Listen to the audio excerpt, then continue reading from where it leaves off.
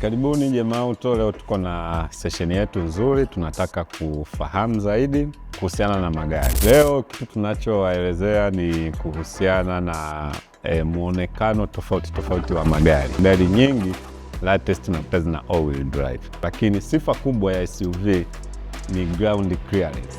Tunazungumzia kama Pajero I/O, Terios Kid, Range Rover Sport inaingia hapo. Ni gari ndogo lakini inakuwa mlango wa nyuma unakuwa kama umebonyea kidogo, na wagon na kuna station wagon, na inakuwa ndefu kwa kwenda mbele. Na nyingi hizi pickup ni 4-wheel, japo na 2-wheel pia zipo. Unaweza ukaiconvert ikawa open roof, kwa maana ile roof ina slide nyuma, inazama, inajifunga, na haibebi watu zaidi ya 4 kwa sababu ya space yake. Imekuwa designed hasa kwa ajili ya kubeba abiria kidogo na mizigo zaidi. Yenyewe ni kwa ajili ya kubebea vitu.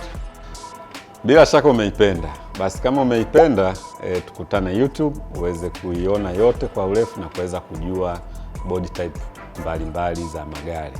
Karibu sana.